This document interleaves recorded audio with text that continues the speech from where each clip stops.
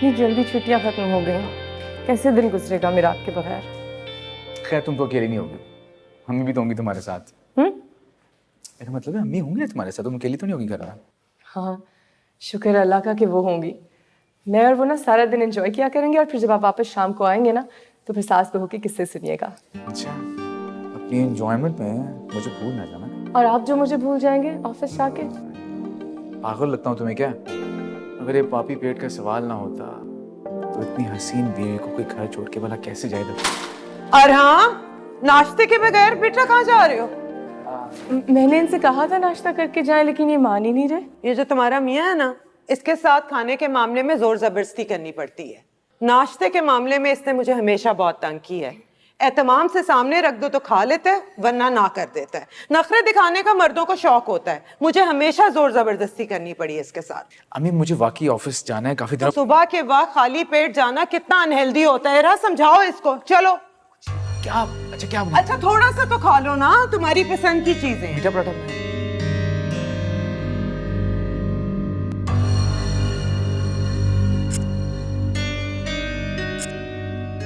शफकत, शफकत,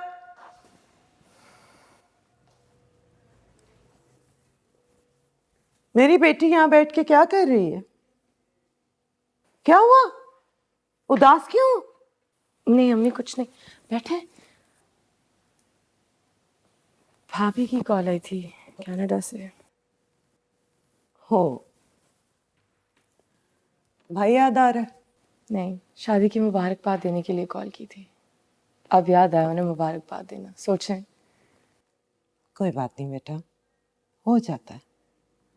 तुमने अपनी तस्वीरें भेजनी थी ना? भेजी थी, उनमें भी उन्होंने खोज निकाल ही ली है। किस किस्म की खोज?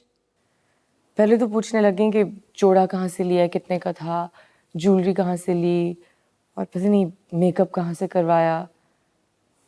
फिर पूछने लगी कि सास ने अपना जेवर कितना दिया है। मैंने पूछा मेरी सास मुझे अपना जेवर क्यों देगी, अपना बेटा दे दिया है। हंसने लग गई। फिर आगे उन्होंने इतनी बुरी बात की कि मैं आपके सामने दोहरा भी नहीं सकती। अजीब है वो। बेटा तो मुझे माँ कहती हो ना, तो मुझसे कोई भी बात कर सकती हो। बता दो और अपने दिल का बोझ हल्का कर। माँ हूं तुम्हारी। कहने लगी कि जब उनकी शादी हुई तो अम्मी ने अपना सारा जेवर उनको दे दिया। तो मैंने भी कहा कि अपना सारा जेवर क्यों देंगी मुझे मेरी सास। तो कहती हैं कि तुम्हारी सास बेवा है, उसने क्या कब्र में लेके जाना है, तुम्हारी तो कोई औकात नहीं है वहाँ पे। अजीब बातें करी थी अम्मी। बस जाने दे, मुझे आपने पहले इतना कुछ दिया अम्मी, मुझे और कुछ नहीं चाहिए आपसे। मैं 1 मिनट में आई।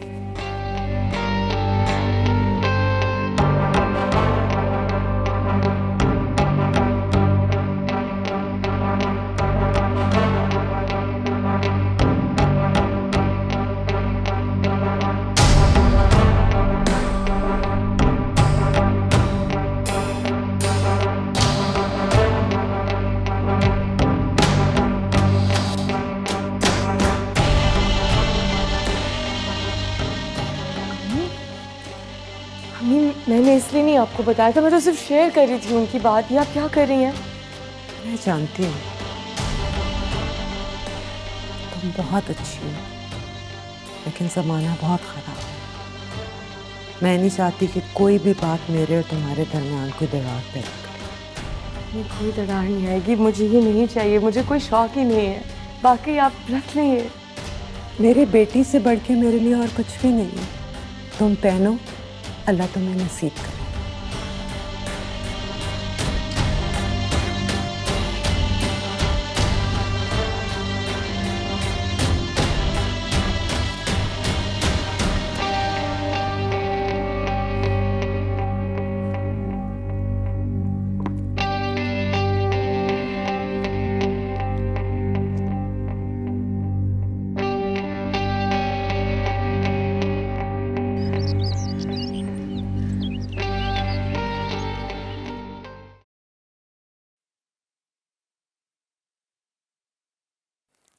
अस्सलाम वालेकुम अम्मी।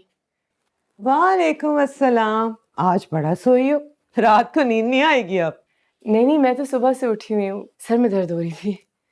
अरे मुझे पहले क्यों नहीं बताया? मैंने अपने लिए चाय बनाई है, तुम्हारे लिए अभी लेके आती हूँ। नहीं नहीं बैठो। नहीं नहीं नहीं नहीं, चाय की कोई जरूरत नहीं है। मैं तो सिर्फ ये बताने आई थी कि अरुण का फोन आया था और वो कह रहे थे कि हम शाम तक तैयार हो जाए, वो हमें डिनर पे लेके जा रहे हैं। अरे वाह, ये तो बड़ी अच्छी बात है। वैसे एक बात बताओ, तुम्हारा मियाँ है बड़ा चटोरा, थोड़ी सख्ती करना उस पे। अच्छा 2 मिनट बैठो, मैं चाय लाई गरम गरम। अरे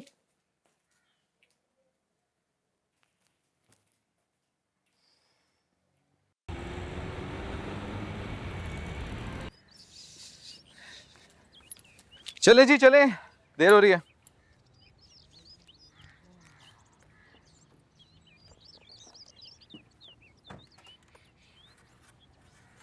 कितनी खूबसूरत लग रही हो। Thank you. अच्छा सुनो, इफ यू डोंट माइंड तुम पीछे बैठ सकती हो, आगे अम्मी बैठ जाएंगी। सॉरी।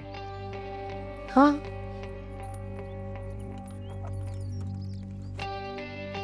अरे अरे, तुम पीछे क्यों बैठ रही हो? मैं बैठूंगी। नहीं नहीं अम्मी, आप आगे ज्यादा कंफर्टेबल होंगी, मैं बस पीछे बैठ जाती हूँ, आप बैठे आगे। बेटा थैंक्स।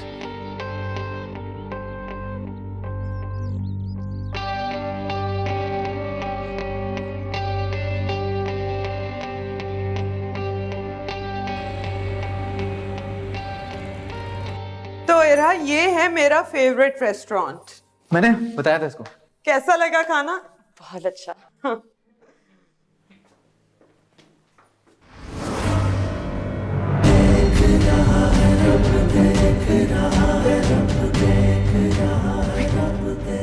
अम्मी अम्मी अम्मी अम्मी अम्मी अम्मी अम्मी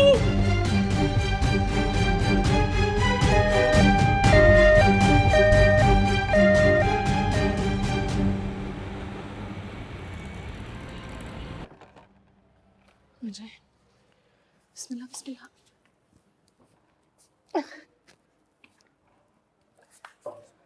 देखिए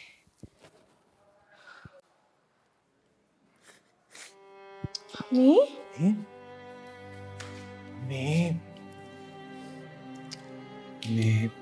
आपने बिल्कुल मायूस नहीं होना।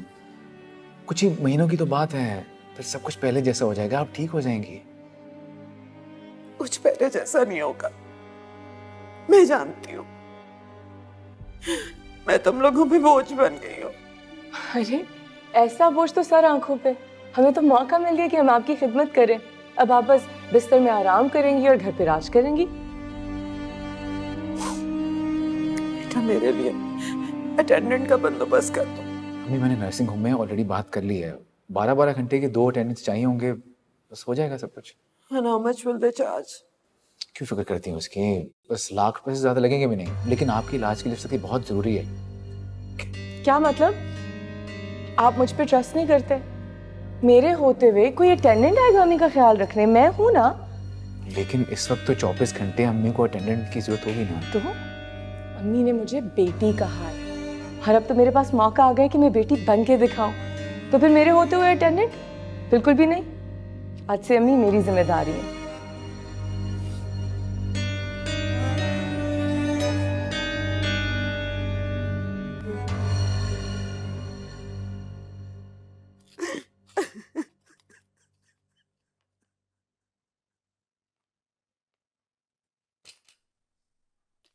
भी तोड़ दिया। इरा!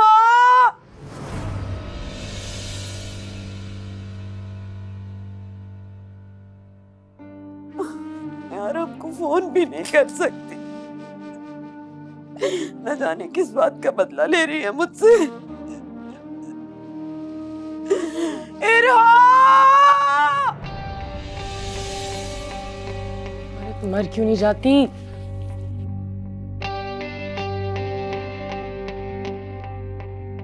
क्या हो गया? बोलिए। इस तरह क्यों चीखें बार बार मार रही हैं? ऐसे बुलाती हैं जैसे मैं नौकर हूं आपकी। बोलें, क्या मसला आपको? बेटा मैं इतनी आवाजें देती हूँ पर आप सुनती नहीं है, मैं क्या करूं? फोन भी तोड़ दिया है कि मैं किसी को फोन करके भी नहीं बुला सकती। खुदा की कसम अगर मैं मजबूर ना होती मैं आपको एक आवाज भी ना दूं। हाथ जोड़ के कहती हूँ और हमको कह के मुझे एक अटेंडेंट रखवा दो। अटेंडेंट रखवा दूं? अटेंडेंट का खर्चा कितना आपको पता है? 1 लाख रुपया महीना। कितनी है उसकी तनख्वाह? आधी से ज्यादा तो ये खर्चा बन जाता है। अब मेरे हस्बैंड का यही काम रह गया कि अपने खून पसीने की कमाई आपकी आशियों पे लगाए। इतना शौक है आपको रेस्टोरेंट्स वगैरह में जाने के लिए, तो सीढ़ियां तो देख के चले। अपनी हड्डी तुड़वा के हमारी जिंदगी अजाब में डाल दिया आपने। अच्छा खैर, क्या चाहिए आपको? क्यों बुलाया?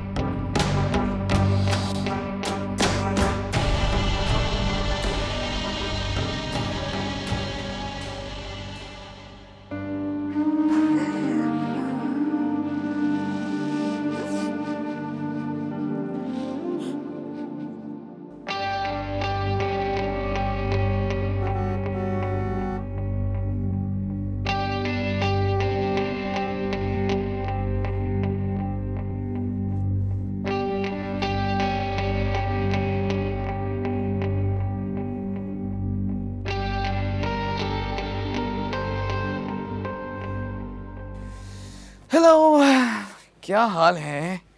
Good evening. कैसी हो? कैसा दिन गुजरा आज तुम्हारा? क्या हुआ? कुछ नहीं। आप कब आए? मैंने देखा ही नहीं जब आप आए। सब ठीक है? बताओ ना, क्या बात है?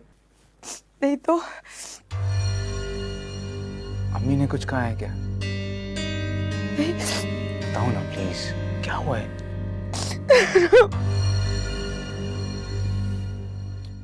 अरे मुझे नहीं समझ आ रही मैं क्या करूं। सुबह से रात तक उनकी खिदमत करती हूँ, उनको हाथों से एक एक नवाला खिलाती हूँ जैसे वो मेरी अपनी अम्मी हो, लेकिन वो जैसे मुझसे नफरत करती है। उनको लगता है वो माजूर मेरी वजह से हुई है। मैं मनहूस हूँ, मेरी शक्ल मनहूस है, मेरी नहूसत की वजह से सब हुआ है। So sorry. मैं जानती हूँ वो क्या चाहती है। वो चाहती है कि आपको मेरे खिलाफ करें और मुझे इस घर से निकाल दें। सॉरी, तुम्हें सब कुछ बर्दाश्त करना पड़ा। पता नहीं अम्मी को क्या हो गया यार, ऐसी तो नहीं थी। तुम परेशान मत हो, मैं बात करके आता हूँ। नहीं नहीं, प्लीज नहीं, बिल्कुल भी नहीं। वो पहले से ही मुझसे इतनी खफा है, मुझसे नफरत करती है। और अगर आप दोनों के रिश्ते में कोई मेरी वजह से दरार है तो मैं अपने आप को कभी माफ नहीं करूंगी। नहीं प्लीज नहीं, प्लीज। बस मुझे अपनी अम्मी याद आ रही है इस वक्त बहुत ज्यादा।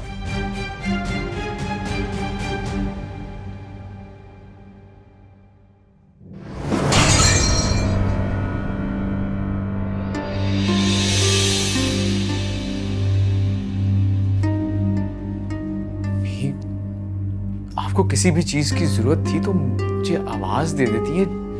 ये तोड़ने की क्या जरूरत थी अम्मी? तुम्हें लगता है मैंने जान के तोड़ी? मेरे बाजू में जान नहीं थी, ऊपर तक जग भरा हुआ था, मेरे हाथ से गिर गया। तो अम्मी आप मुझे एक आवाज देती, मैं आपकी एक आवाज पे भागती हुई आती, मैं डाल देती पानी।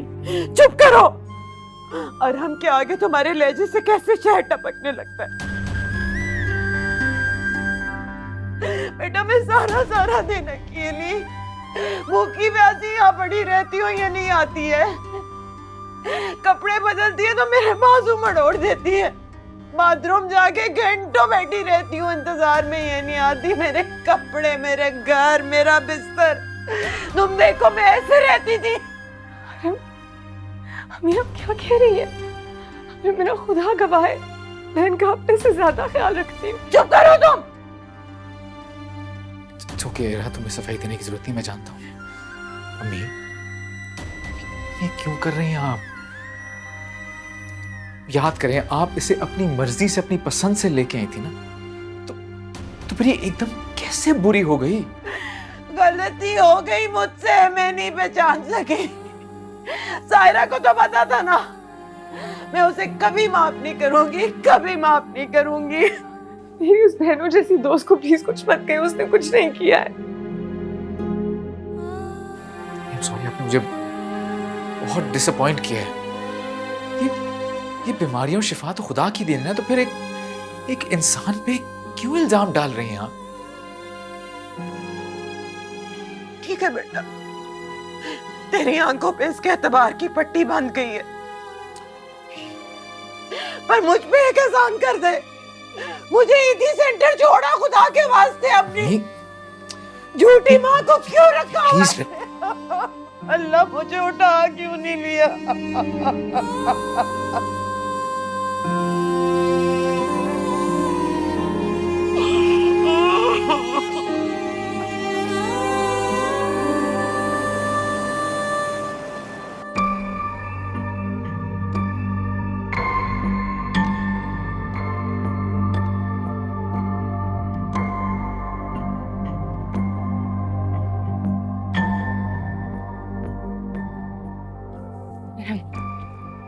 कैसी लग रही हूँ?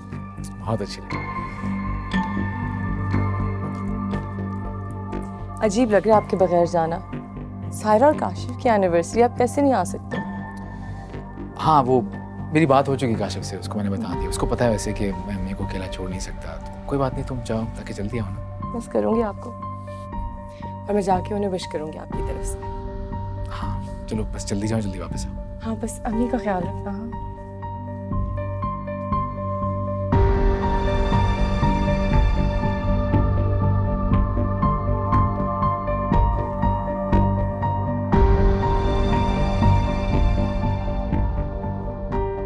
हेलो जी। जी वो आपने आना था ना इंस्टॉल करने के लिए, मैं वेट कर रहा हूँ।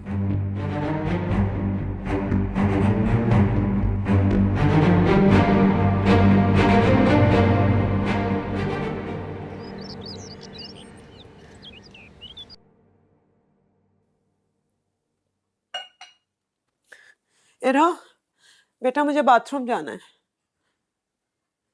बेटा प्लीज वॉकर पास कर दो, मुझे बाथरूम जाना है। इरा, इरा मुझे बाथरूम जाना है, वॉकर करीब कर दो। अब समझ आया आपको मेरी शिकायत लगाने का अंजाम? एक एक बूंद पानी को तरसेंगी आप, समझी? खुदा के लिए बड़ी हूं तुमसे, रहम खाओ मेरे पे। रहम करूं आप पे? अगर मैंने आप पे रहम करना शुरू कर दिया ना, तो सारी जिंदगी आपका बोझ ढोती रहूंगी। क्या रहम करूं आप पे? तो रहम ही किया था कि मैंने आपको धक्का नहीं दे दिया, सिर्फ पल्लू पे पांव रखा। इसको रहम समझे, वरना आज मैं आपके चेलम के चावल खा रही होती। मैंने तो बड़े मान से तुम्हें बेटी कहा था।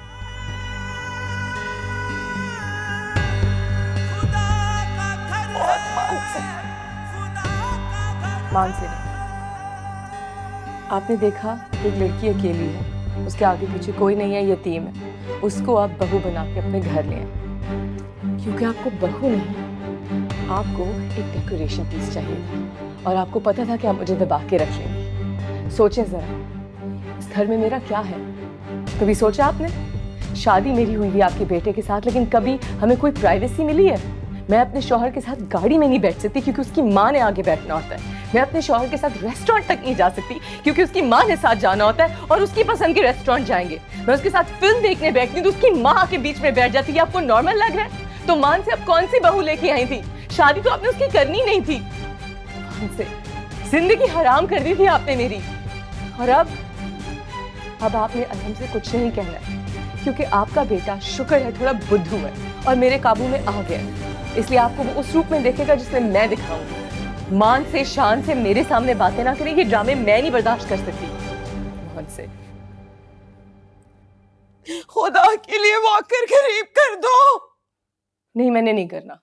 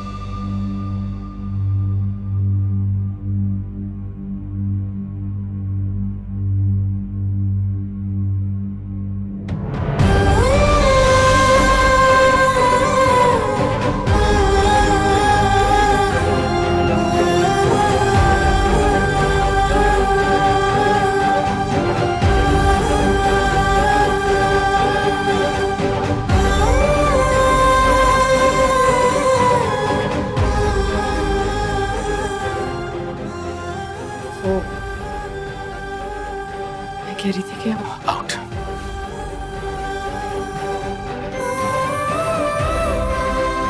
मेरी बात सुने, मैं समझ सकती हूँ गेट आउट। इस तरह के फैसले यूं जल्दी में थोड़ी हो। I said get out.